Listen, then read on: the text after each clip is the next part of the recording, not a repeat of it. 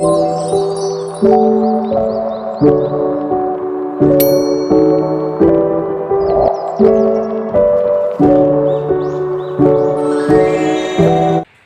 Swastiastu, Assalamualaikum warahmatullahi wabarakatuh. Shalom, salam sejahtera bagi kita semua.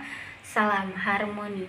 Kami dari kelompok 5 akan membahas materi tentang prinsip pengembangan bahan ajar.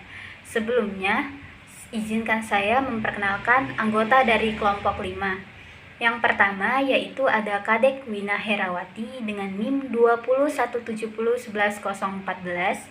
Yang kedua ada Kadek Dena Ayu Kencani dengan NIM 201701139. Yang ketiga dengan saya sendiri, Intan Febrisari Tobing dengan NIM 201701144. Dan yang terakhir ada rekan saya Melinda dengan NIM 201701145. Baik, sebelumnya kami juga berterima kasih kepada dosen pengampu kami, yaitu Bapak Komang Sudarma dan Bapak Yuda Sukmana telah memberikan kami waktu untuk dapat menyelesaikan materi kami tersebut.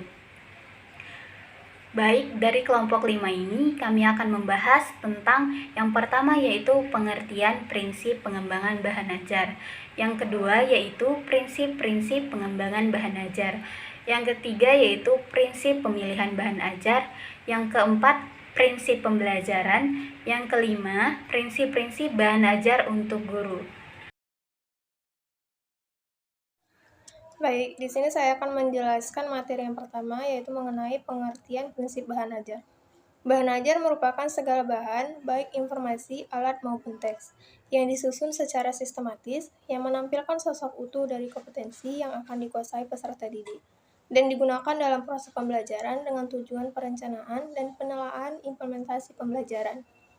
Bahan ajar ialah satu kesatuan materi yang disusun secara sistematis, baik tertulis maupun tidak, sehingga menciptakan sebuah suasana pembelajaran yang menarik minat siswa untuk belajar.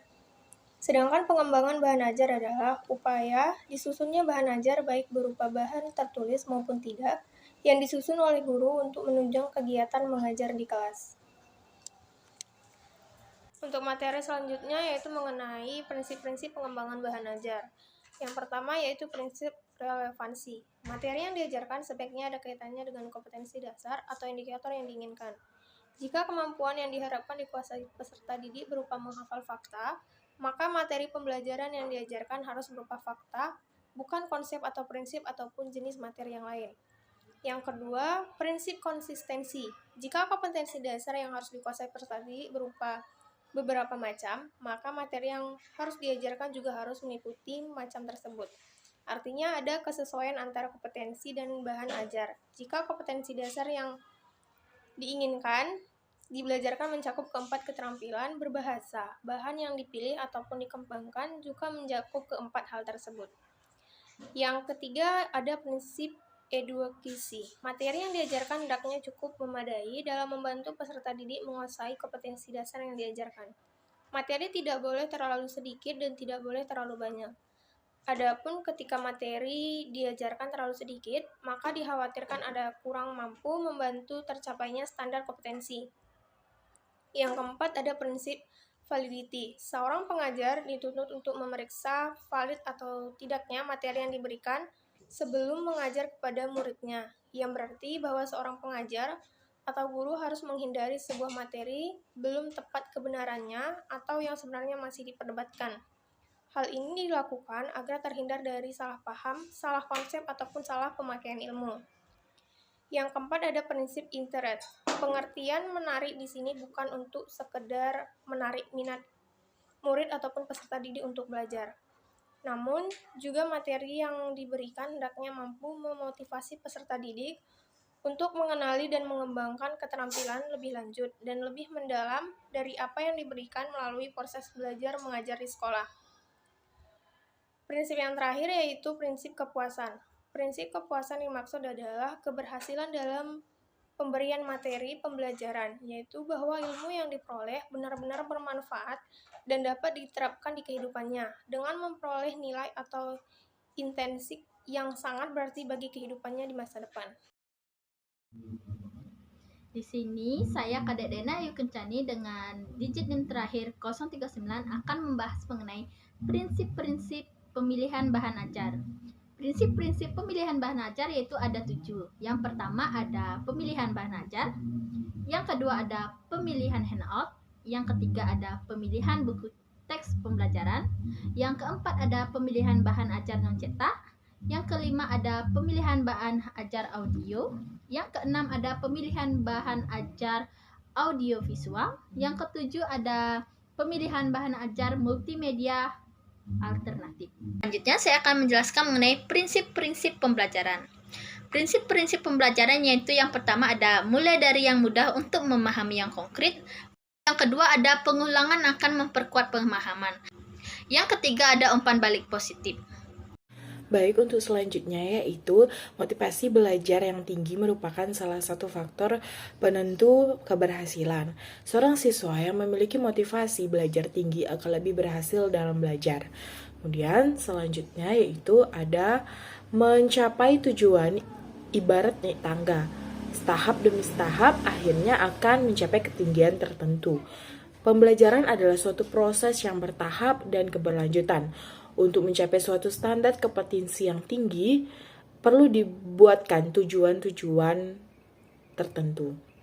Kemudian, selanjutnya yaitu mengetahui hasil yang telah dicapai akan mendorong siswa untuk terus mencapai tujuan.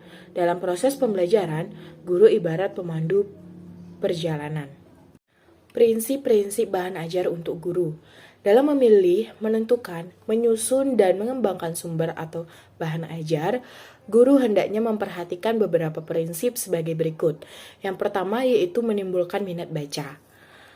Bahan ajar yang baik sebaiknya dirancang dan dikemas sedemikian rupa untuk dapat menarik dan menimbulkan minat baca bagi para siswa.